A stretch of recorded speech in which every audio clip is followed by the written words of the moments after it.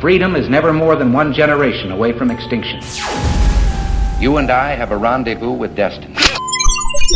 You know what time it is, so sit back and get ready for the Stafford Voice, your dose of conservative in a world of liberal. 3, 2, 1.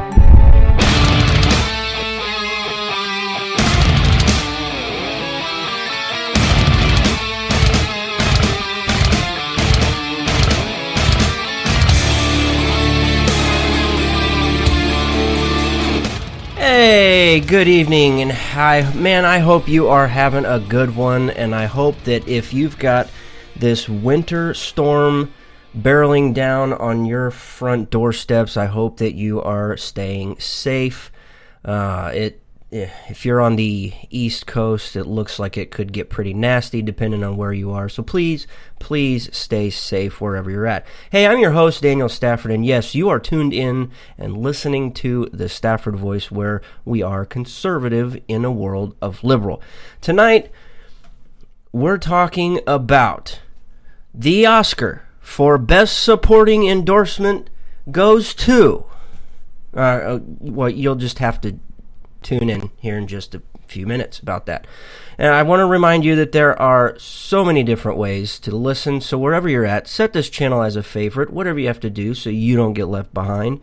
The last thing we need is for you to be out there, lost in the world, and missing what's happening and how it affects you. If for some strange, crazy reason you do miss the show, it's not a problem. You'll be able to catch the replay. Just sit tight. We will go ahead and load it up for you later. There is no need to panic because we've got you. In the case you aren't already following over on social media, look me up on the Twitters at Stafford Voice, or you can find me on Facebook as well. Just search for the Stafford Voice. Be sure to give some love to the station and our affiliates.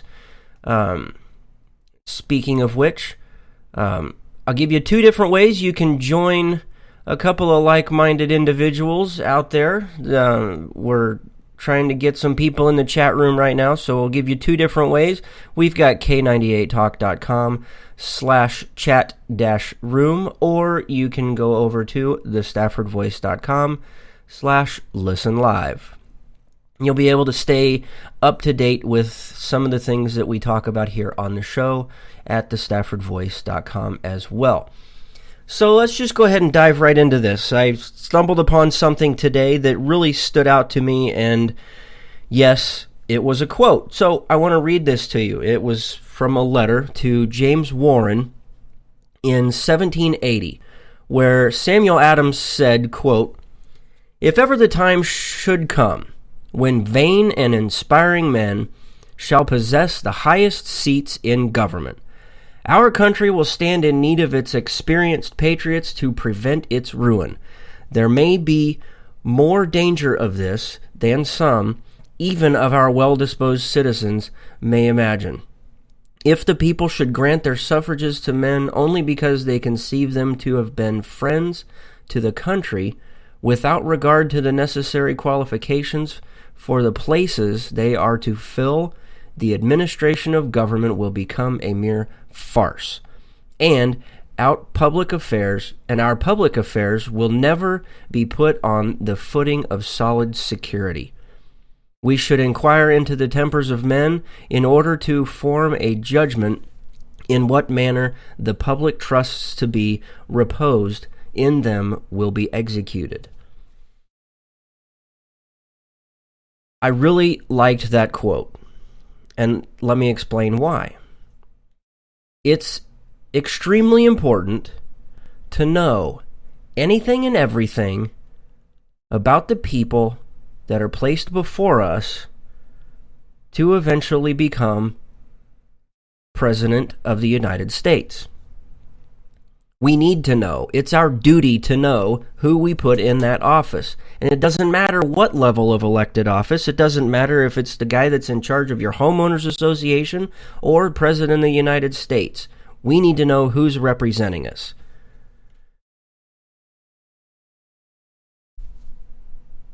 That leads me into this.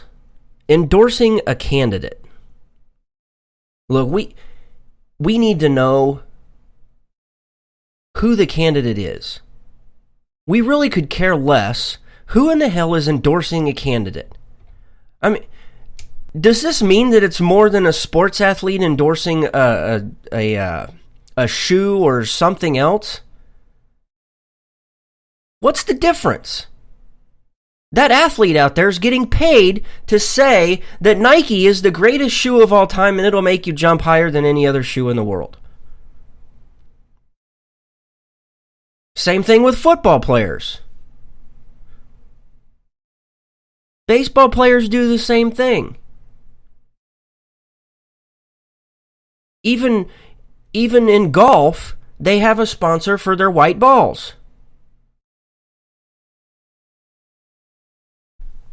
Endorsing a candidate, I could care less. And I'm saying this because all throughout the week, I have been absolutely disgusted by the amount of support for one particular Sarah Palin to come out in support of Donald the Chump Trump. Oh, we gotta do things, and we're gonna do them, and we're gonna pick the guy that can do them. Shut the hell up. You're part of the reason we lost, back in 2008 to Barack Obama. Endorsing a candidate, I could care less. If Jeffrey Dahmer came out, if Jeffrey Dahmer was still alive and said that he was voting for Donald Trump, would that change your mind? Would it change your mind if Bill Clinton endorsed Bernie Sanders instead of Hillary Clinton? Would that change your mind? Knowing Sarah Palin supports Donald Trump for the President of the United States to get elected, I've had bowel movements that gave me more pleasure. I don't care. It's not my job to endorse any one candidate over the other. It's not her job to. Well, maybe. There's some talk out there that's saying she got paid to do it. Because she's an opportunist. Oh, just like Donald Trump. But my job is to present the facts as I see them. I put in a lot of time and effort to research these things and to give you as many facts as possible so you, as an individual, as a listener, can be more educated and can make a decision for yourself. I don't need another talking head or a pimp on a stick to tell me who to vote for. It's my choice. It's very personal. And I think many of you out there who are avid listeners know who I would support. The two biggest things that I look for in a candidate. Number one, do you read and understand the Bible and know how to apply the teachings therein? Number two, do you understand the Constitution of the United States?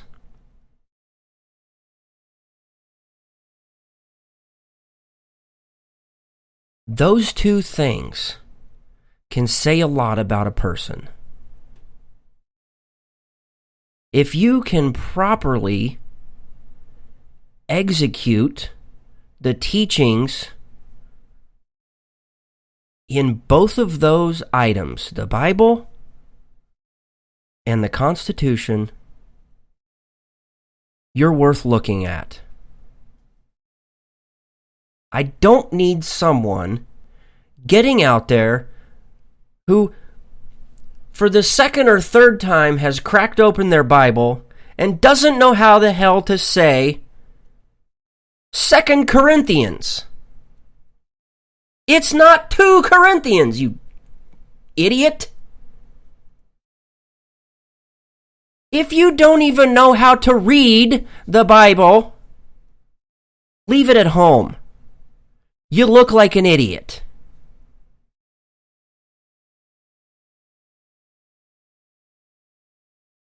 It's not going to sway anybody's vote based off of how many endorsements you can get. Who cares? Get over it. You're a one-pump chump who has to rely on everybody else puffing your chest up and saying how good you are in order to get by. Take a hike. If that's who you are, take a hike. Go build another damn hotel. And then run it into the ground and make it go bankrupt. Look, I'm a nice guy. I don't want to have to say that. I'm a nice guy, if you get what I'm saying.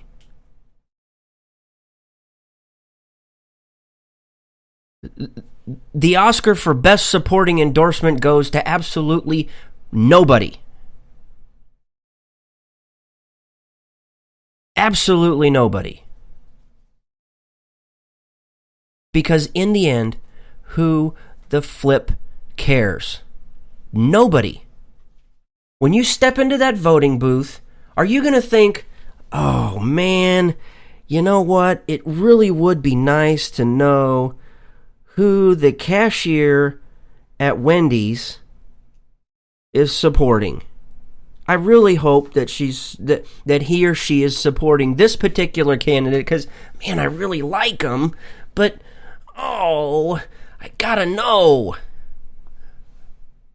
Oh. It means nothing. What matters is that you know the facts. What matters is when you walk away, you voted for your best interest in what you view, not somebody else views. The direction of this country should be taken.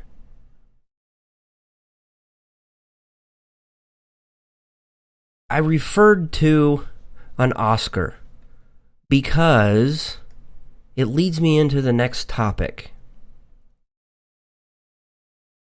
I've got a little soundbite that I want to play for you.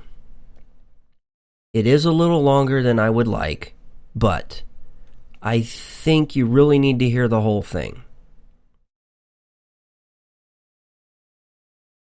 Because it fits. It fits to this whole idea that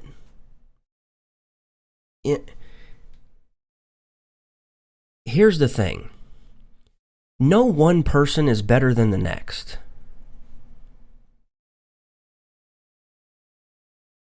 I'm no better than anybody else that gets on the radio and talks to you. There are plenty of other shows that you could be taking the time out to listen to, but something brought you here. Maybe it's like waiting for the train wreck to happen. Sometimes it feels that way. But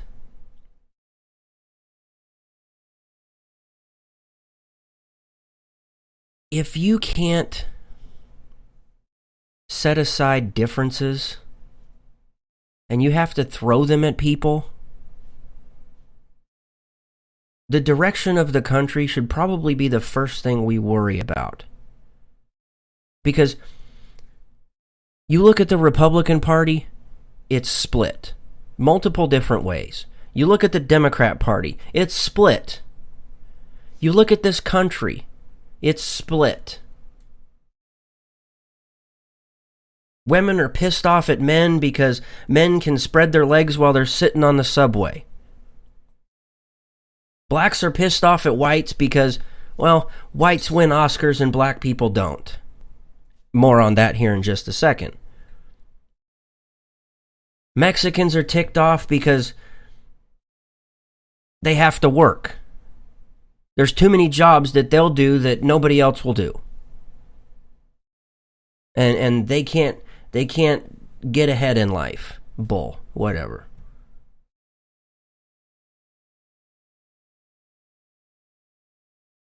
The whole Oscar thing, this whole hashtag Oscars white night or whatever the hell it is beyond stupid.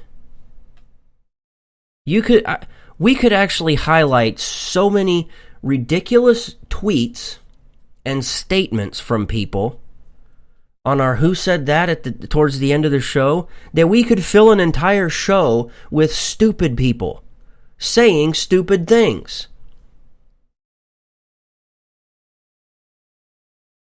Now, I'm one of those guys that kind of goes against the grain. Not always popular in what's happening. While everybody else is running over to the left, I'm probably going to be the one running to the right.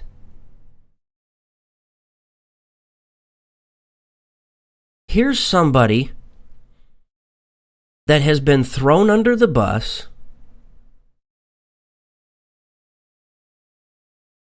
because she speaks out and called out black entertainment. All of those people in black entertainment that are standing up and voicing their opinion, which is okay. I support that. But all of these people out there in black media, black entertainment, are ticked off at the at the Academy Awards for nominating so many white people. And this particular person stands up and says enough is enough. Listen to her in her own words, because it's important to know what they're saying. Pressure mounting as more Hollywood stars speak out against the lack of diversity in this year's Oscar nominations, including one of Tinseltown's biggest names, George Clooney, who's accusing the Academy Awards moving in the wrong direction. The two-time Oscar winner has joined the crowd of growing voices, stars blasting the Oscars, all after 20 nominees in the acting categories were white for the second straight year. Academy President Cheryl Boone Isaacs vows to take action to, quote, alter the makeup of membership. And this year's host, actor, and comedian Chris Rock is under pressure to pull out. But the first African-American nominated for a Best Director Oscar seems to have a very different take on this. John Singleton, nominated for 1991's Boys in the Hood, says the nominations depend less on race than what's eligible in a given year's award cycle. He says, quote, there's only so many slots. It's all subjective. It's almost like the lottery, end quote. Our Hollywood person on the couch, Stacey, your thoughts? Well, my thoughts are that the real issue is that there aren't enough opportunities for us people of color to have roles where it warrants us winning an Oscar. And then my second point of view is either you want to be segregated or you want to be integrated. And if you want to be integrated, then you don't need to have things like BET or the BET Awards or the Image Awards, where you have to be black in order to win these. Because if white people did that, everyone would be up in arms. So either you're going to become an American and just be an American, a part of society and a part of Hollywood, or you're going to separate it and deal with this kind of issue. Exactly spot on. Look, will you ever see a white person be nominated for anything on BET? On black entertainment television, will you ever see a white person win an award over there? No. Why? Because it's all black. That's okay. They have that right. It doesn't bother me. I could care less. I'm not looking for an award. If you need an award to tell you that you're doing a good job, you need to go see some doctors, because you've got bigger issues. You may have some mommy and daddy issues. In the end, here's what really needs to happen. The best actor for the Oscars needs to go to Sean King, the white guy that has gone around and pretended to be a black guy for who knows how long. That guy right there needs to win Best Actor. And Best Actress needs to go to Rachel Dolezal, the white chick that went around acting like a black chick for God knows how long.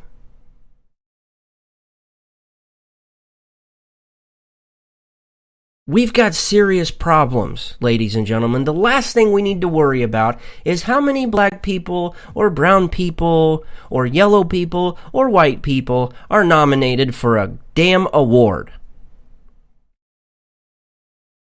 If you're that vain, you really need to get a life.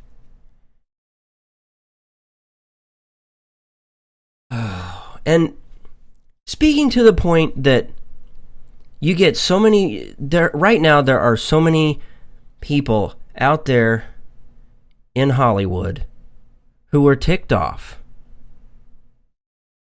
because of this stupid hashtag Oscars white thing. Check this out. Here's a black guy that won Best Actor in a Leading Role, Sidney Poitier. He won in 1963. James Earl Jones, great actor, nominated in 1970. Morgan Freeman, 1989, he was nominated. Denzel Washington, nominated for his role in Malcolm X, 1992. Three great actors. Lawrence Fishburne, 1993, he was nominated. Morgan Freeman again. Denzel Washington, guess who won in 2001? Denzel Washington for his role in Training Day. Will Smith, who's been vocal over the last few days, as well as his wife, Jada Pinkett Smith. In 2001, he was nominated for his role as Muhammad Ali in Ali. Jamie Foxx, 2004, he won for his role of Ray Charles. Forrest Whitaker, in 2006, he won. Again, these are black people. Morgan Freeman, again, nominated in 2009. 2012, Denzel Washington was again nominated. That's just best actors in a leading role. Let's talk about Best Actress in a leading role. Diana Ross in 1972. Wow, she was nominated. You almost kind of forget that she did a couple of acting gigs. Whoopi Goldberg. Oh my word. Oh, we know how boisterous she is. Back in 1985 for her role in The Color Purple, which at the time was a very good movie. I've seen it a handful of times, and each time I've watched it, I enjoyed it each time. One of the few times that I've actually been able to stomach anything that Oprah is involved with. However, in 1985, Whoopi Goldberg, who obviously has been very boisterous about the hashtag Oscars are only for whites movement out there, she was nominated. Halle Berry, she won in 2001.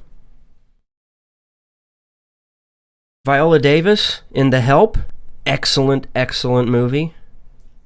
2011. It's one of my wife's favorite movies, by the way. It's probably one of her top 5 movies. We should probably pull that out and watch it again. What I'm getting at is, it's a load of crap that black people don't win Oscars. They do. But winning an Oscar is like playing the lottery. So you're saying there's a chance? Shut the hell up. If the movie sucked, you're not going to get an award. You don't get an award for showing up. That's the problem today. Everybody gets an award for showing up. I saw an article earlier. I kid you not. I think it was over on Fox News. I kid you not. In New York, a private Jewish school. This is unreal. I need to find it, and if somebody in the chat room can find it and put a link out, that I would greatly appreciate it. I think it was over at Fox News. They're issuing report cards to the students. If the students aren't happy with what they earned, get this. You can ask for an adjusted report card so you can take back to your parents so you don't look bad. Because if you're dumb, the last thing you want to do is let everybody else know it. Dummy! Hey! Wait a minute! I didn't get a good grade in the maths.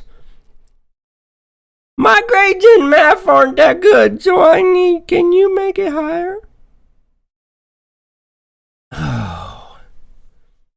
It's like all these kids out there who think that something is owed to them out on the field. Everybody and their neighbor is out there trying to become a sports athlete.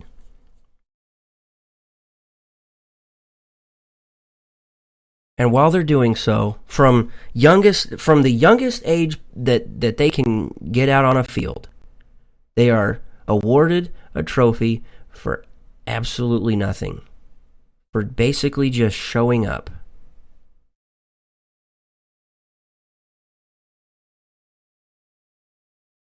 Unreal.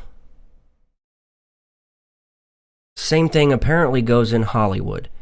If you're an actor or an actress, you're required to be handed an award that says, "Great job! You did something!"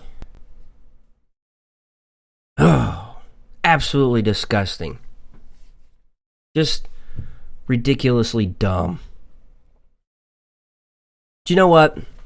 We're going to take a break. I'm going to grab a swig of water. Maybe find some cookies or something to snack on in the meantime. Before we do, I want to remind you about our pledge drive. We only have about a week and a half left. A week and a half left of our pledge drive, and there's only one place that came to mind when we needed to put this together, and that was over at RWNJ Funding. Look, these guys are incredible. The platform that they use is seamless. It's easy. A couple of clicks. Next thing you know, your pledge drive or your whatever it is you need help crowdfunding, it's done. It's that easy. It'll take you less than 30 minutes. I have a strong testimony about how incredible RWNJ Funding is. The guys and gals over there are absolutely fantastic. So please do me a favor, check out our sponsor over at rwnjfunding.com. Again, that's rwnjfunding.com. These guys believe in the Constitution, and they will stick up for your rights whether they believe in what you're doing or not. If they don't agree with it, they're not going to take it away. They won't. That's not who they are. They believe in your rights just as much as you do. So please, go check out our friends over at rwnjfunding.com. Do me a favor, take a look at our pledge drive, and if you can drop $1 or $2 in our buckets, we'd greatly appreciate it. That's what helps us be able to talk to you every Monday and Thursday night. It's with your generosity. And this is really the only way that we do this. We do it for 1 month out of the year, and anything else, we call it a wash. Head on over to RWNJ Funding and take a look at what they're doing over there. These guys are great. We'll be right back.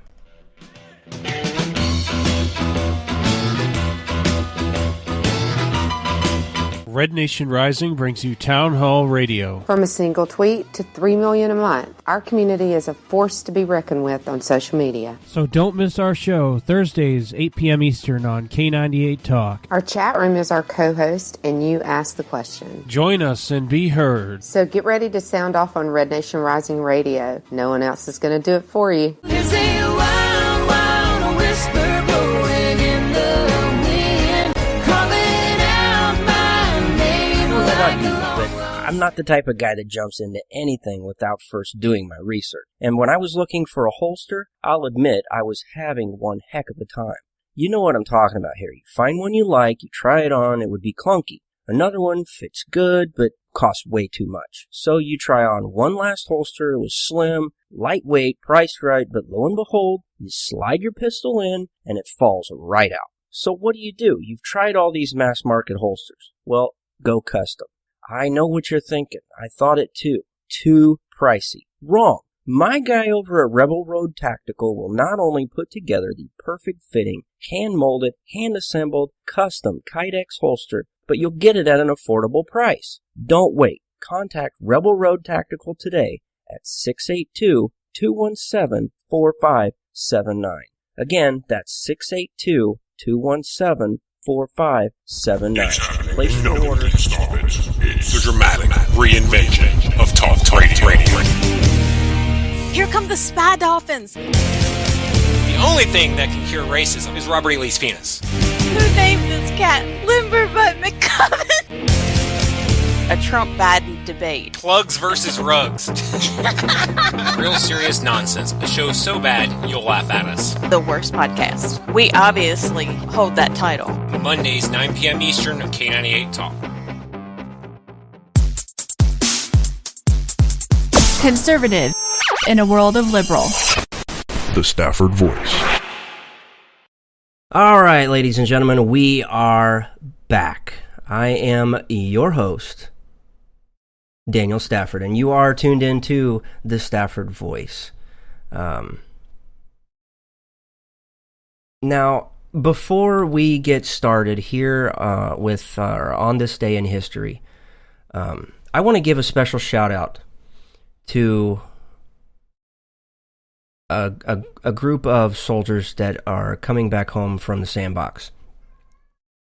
I know that we have a lot of men and women who are constantly going in and out of theater over in the sandbox, Iraq and Afghanistan, and many other deployed areas of deployment around the world.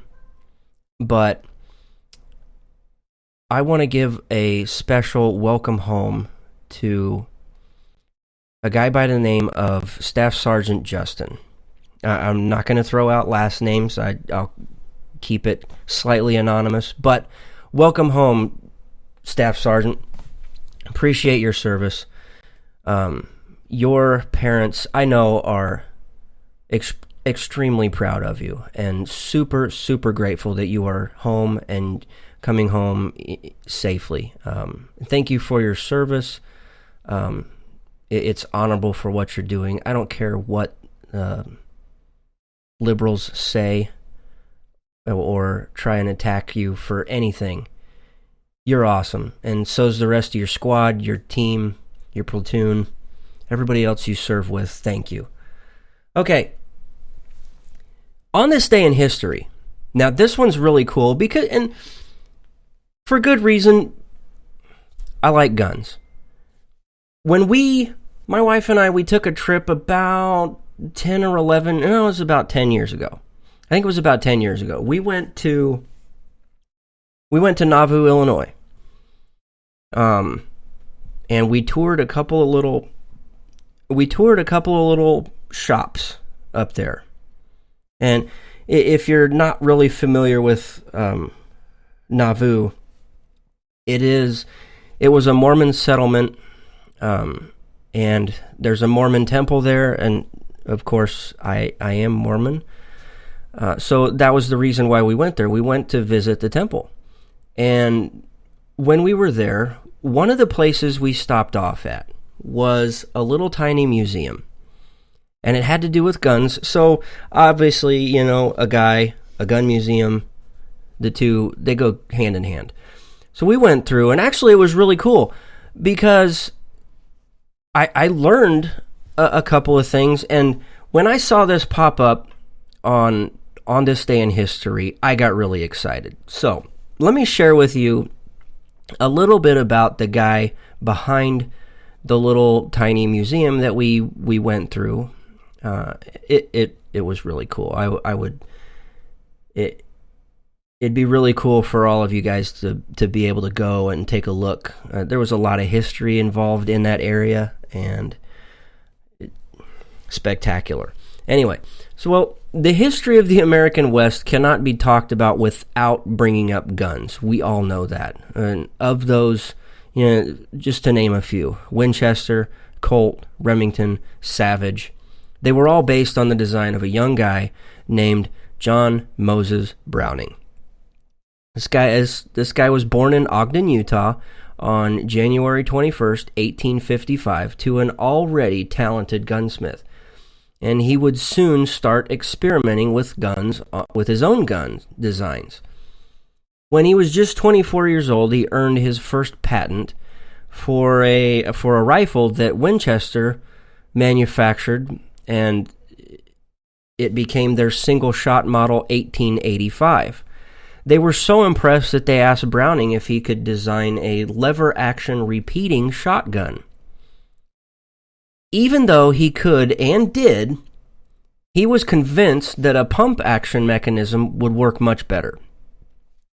So, he patented his first pump model shotgun in 1888. You would think that would be enough, but it wasn't. Even though he perfected the manual repeating weapon, he began working on how to eliminate the quote-unquote slow manual operation by us mere humans. You know what I'm talking about?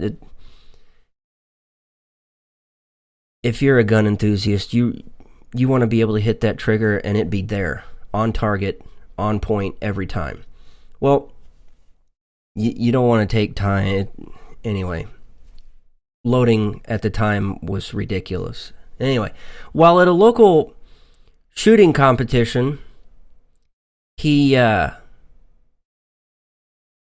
noticed that the escaping gases that came out of the muzzle, they were, as the round left, this gas was blown out to the sides, and it sparked some curiosity with him, and to try and use the force of the escaping gases to automatically work a repeating mechanism.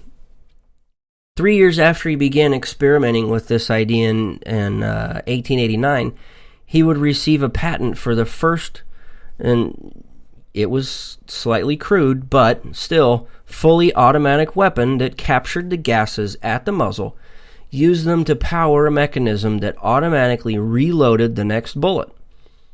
His career spanned more than 5 decades, subsequently earning him the title as Father of Modern Firearms. And it was on this day in history, on January 21st, 1885, John Moses Browning was born. Since then, not a lot of advancements or major advancements in the field of firearms has happened since Browning. Anyway, it's really awesome. I mean, this guy was an American patriot.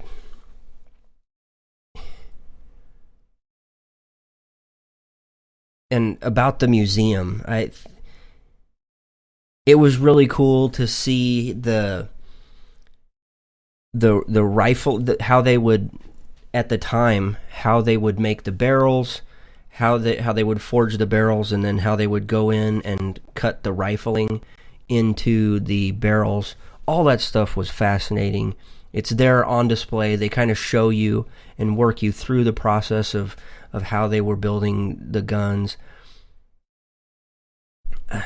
John Browning was it's really cool. Anyway, I thought I'd share that with you because it is really a cool story. I mean, you've got to know the history because, especially with Common Core out there, they're trying to erase these things, and they don't want you to know this stuff.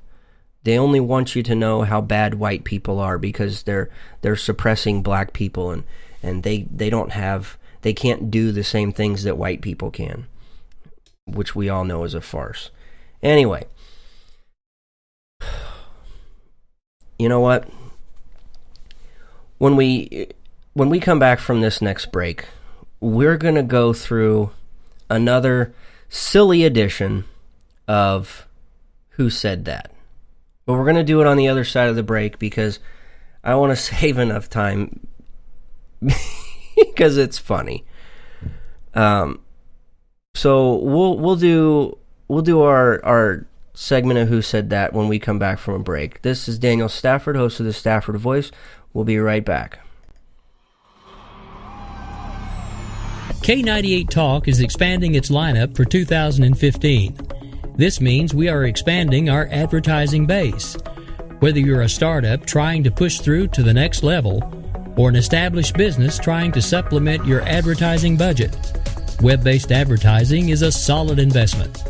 Thanks to Talk's newest partnership with TuneIn Radio and instant access to our sister station, K98 FM, we give you worldwide access at a reasonable cost. Interested parties should email us at sales@k98fm.com. This is JD. And this is Stacy. Join us Tuesday nights, 10 p.m. Eastern for Game On. Remember, Lock up the children and the old folks. Game On, the home of liberty conservative, where no one is safe and no one is spared, not even the hosts. Oh, that was supposed to be a spin cycle. I'm sorry. Yeah, that's okay. We love you anyway. Right round, baby. Self-monitoring right round. Ebola Anyway. radio strikes again. Anyway. Anybody see the host monkey? Where's the host monkey? Where's the host monkey? For God's sake, I need an antidote. Just do your rant. Let's pop out of the segment. Find us on Twitter at JD and Stacy.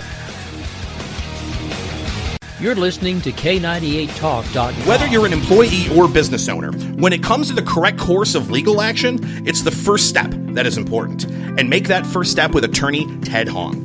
You need someone you can trust and has the experience you need when it comes to workplace and employment law. If you've lost your employment due to discrimination, false accusations, or being denied benefits, you need Ted Hong. Or if you're an employer who wants to ensure compliance with workplace regulations and labor contracts, you need Ted Hong. Ted and his team also cover family and property law and estate litigation as well. Ted has over 30 years of experience, and him and his amazing legal team will provide you cost-effective legal consultation and make the experience all about you and your needs. For more information or to set up a consultation, contact the law office of Ted Hong at 808-933-1919 or visit tedhonglaw.com. Ted Hong, an experienced and principled attorney you can trust. 808-933-1919 or tedhonglaw.com.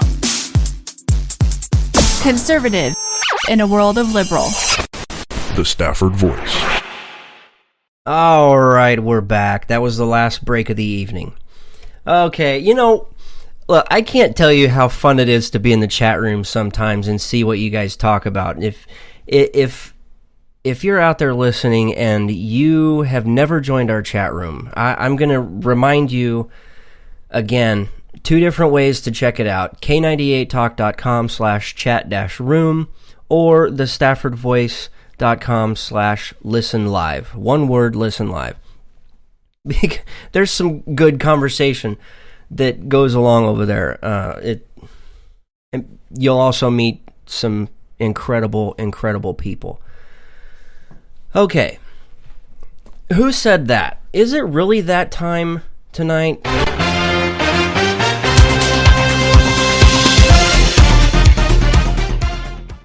Well, based on that music in the background, yes, it's that time. It is time for Who Said That? And if you're new to the show, that's okay. Who Said That is somebody out there, whether it's a Republican or a liberal, a conservative, anybody. If you are out there proving beyond the shadow of a doubt that what you are saying is completely stupid, we're going to laugh at you and we're going to make fun of you for a few. This week comes as no surprise. Again, taken from this one came from earlier this week. You just got to hear it. Last week we played a segment that they put together, and it really questions whether some people should be allowed to vote or not. This one is on par with that. Okay, so check this out. This is this week's Who Said That. Adults sometimes have a tendency to forget things. So today we went out in the street, we asked people what they thought about Martin Luther King endorsing Donald Trump for president. Now, obviously that didn't happen, but that didn't stop a number of individuals from weighing in this MLK Day edition of Live Witness News. Dr. Martin Luther King Jr. this morning came out endorsing Donald Trump for president. What was your reaction to that? Please don't. Please, I would be a little nervous. I would think he would be the last one to endorse Trump. What do you think about Dr. Martin Luther King Jr. endorsing Donald Trump for president? I figure if he's going to endorse Donald Trump for president, then maybe he thinks it'll be a good president, in his opinion. Were you surprised that Martin Luther King Jr. endorsed Donald Trump, even though he got kicked off Celebrity Apprentice last year? Oh, yes. I would be surprised, but you got to do what's better. You know, the rich are going to support the rich, and they got to know how to take care of their money. Because if Donald Trump, being the money man he is, will take care of their money. Were you surprised to learn that Dr. Martin Luther King Jr. never once voted for Barack Obama? Actually, I am. Why is that? I am surprised. He would think because of my minority that he would want to vote for Mr. Obama himself. Do you think Martin Luther King endorsing Donald Trump was a reaction to Malcolm X endorsing Hillary Clinton? Well, Malcolm X and Hillary Clinton, they from Martha's Vineyard, they both, Malcolm X has a home on Martha's Vineyard, so they vacation with them. Water ski together? Yep, they vacation, they golf together when they were on Martha's Vineyard. So, yes, my brother lives on Martha's Vineyard. So you ever see Malcolm X out there with them, walking around? I have never seen it. My brother has. Fernando, is there anything you want to say to Dr. Martin Luther King Jr. on his big day? Congratulations, Martin Luther King. If you support Donald Trump, then that's the right thing to do. If he's going to make this a better nation for us to live under, then it's all he got my support too. You know, let's make this one nation under God and all the power in the world to you. So let's just do what we got to do for our country. Oh, sweet Jesus, these people vote. Oh, my word. Listen. Oh, Jesus, I can't even say it. These people are so stuck on stupid. Okay, so apparently Malcolm X is not dead. He lives at Martha's Vineyard, and him and Hillary Clinton are like gal pals, or I don't know. Martin Luther King endorsing Donald Trump, and holy cow. Oh, man. Look, I even had to edit some of the stuff out towards the end where the Fernando dude, at one point, he's got the microphone in his hand, and it looks like he's getting ready to walk off with the microphone when they're done talking, and all of a sudden, he just shouts across the street, "Yo, what up, TMZ?" Oh, my word. These people vote. Holy Hannah. Please reach out to these people. Smack them upside the back of the head. Make them listen to some good, serious talk radio. It doesn't matter. Whoever you recommend, please hold them down, put some earbuds in their ear, and educate these people. That's the whole goal of this show. One of the goals of this show is to help bring to light the issues of the day, how they affect you, what these things really mean. Oh, my word. Oh, these people actually vote. Look, I'm not the smartest guy in the world, but I know that Martin Luther King is dead. I know that Malcolm X isn't around anymore. Yeah, they don't. They're not hanging around and gal palling with Hillary Clinton. Oh, my word. Oh, sad state of affairs some people live in. Oh, man, that was great. I needed a good laugh. Oh, man. Yeah, you know what? Even normal people are dumb. D-U-M, dumb. Like, oh, the jokes can go on and on forever. But, you know what? The show can't. And, unfortunately, that's all the time we've got for tonight. We will be back, God willing, we'll be back Monday night, 9 p.m. Central, 10 p.m. Eastern. If for some reason we don't get frozen into the house or something and we're still able to broadcast, we'll be here. And, oh, wow. I just can't get over that. There are some seriously lost people in the world. Oh, man. Okay. Wow. I have no focus right now. And I'm not talking about my car, the Focus. Okay, stay on track. Oh, anyway, you know what? Yes, tune in every Monday and Thursday, 9 p.m. Central, 10 p.m. Eastern. Share it with your friends and your family. Sit around the table, pop it up on the couch, and listen. We've got to be able to reach across the dumb zone and talk to these people. Wow. Oh, we can only do it with your help. One way you can do that is to follow on the Twitters. You can do that at Stafford Voice. Again, that's at Stafford Voice on the Twitters. You can look me up over on Facebook by looking for the Stafford Voice. It's really that easy. Just go to the top. You're already there. Hit the little magnifying glass. Search for the Stafford Voice. If you have any questions, comments, or stories you would like to bring to our attention and talk about here on the show, feel free to email them to us at thestaffordvoice@gmail.com.